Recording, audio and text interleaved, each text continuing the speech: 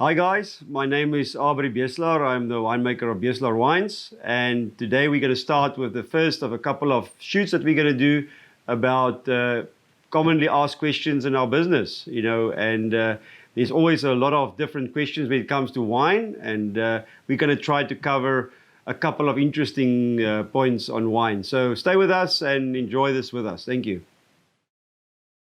This first clip we're going to do about glasses. And is this the perfect wine glass? Perhaps not. For many people will think this is quite classy.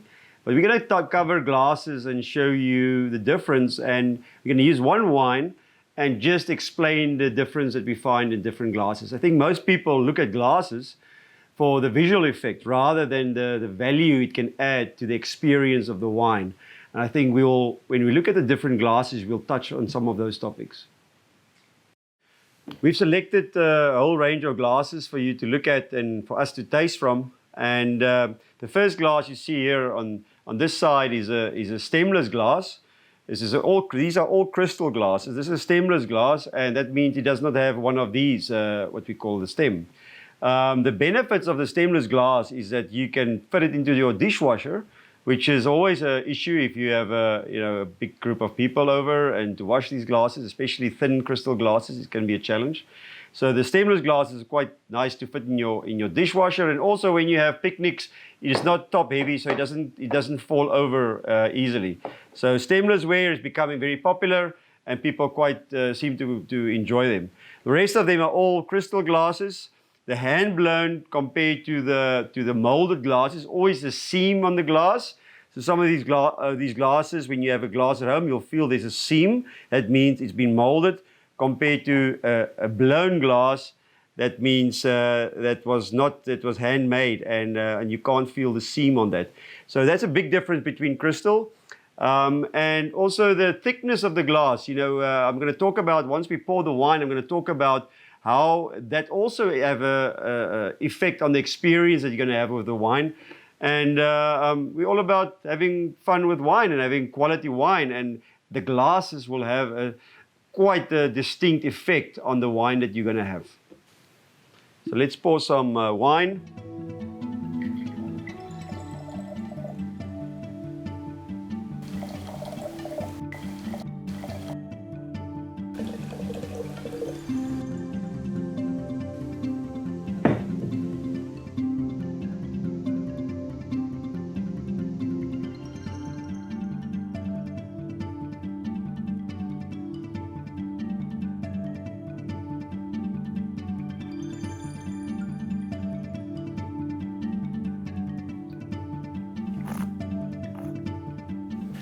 So this is really interesting. Same wine, different glasses. You might as well have 5 different wines in here because all of them show unique differences. And that's difficult to describe in the sense of how exactly what the difference are. But when you look at the different glasses, all of them have different size, what we call the mouth of the glass. So different sizes. Some are smaller like this one, and some are wider.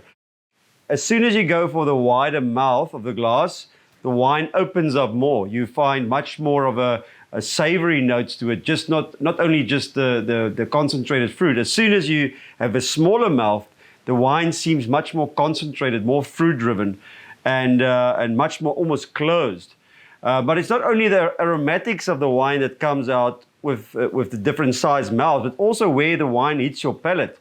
So with this glass, the position where you taste the wine is much more in the middle of your mouth, in the front, and you don't taste you don't have the whole experience of the wine. Compared with these more open mouth glasses, you immediately taste most of the wine and all over your palate. So the mouth of the glass plays a big role.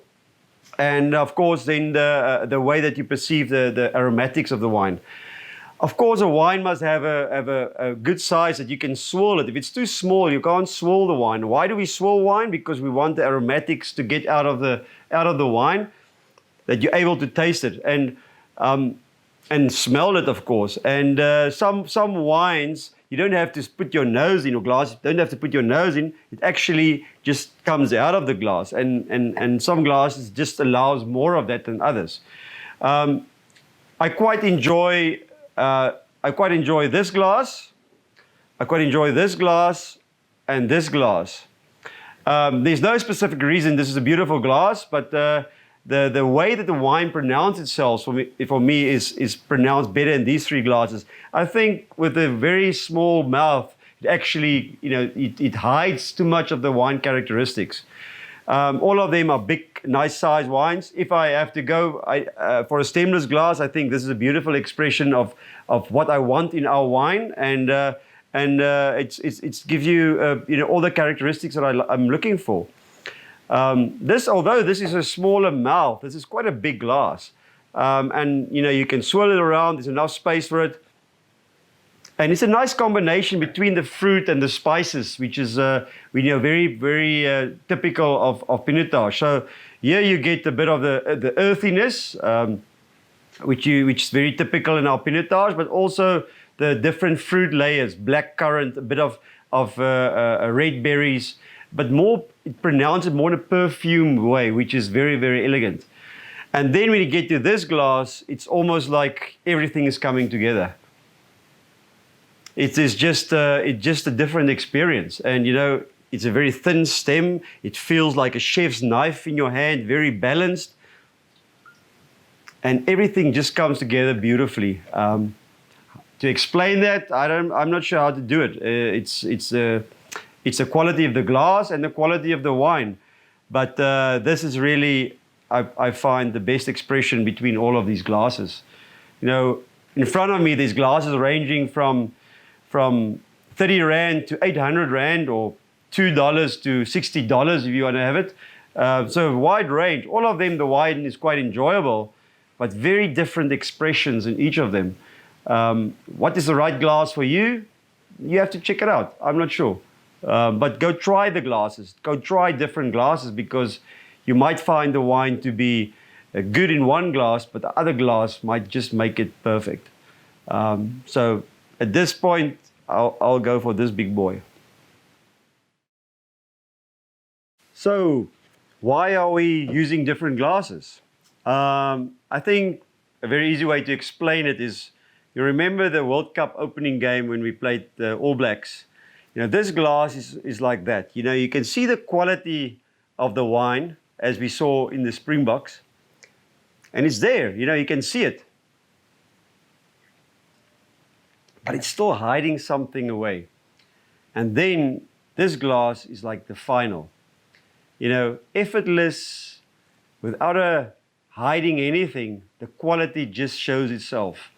And that is why you use different glasses. Cheers.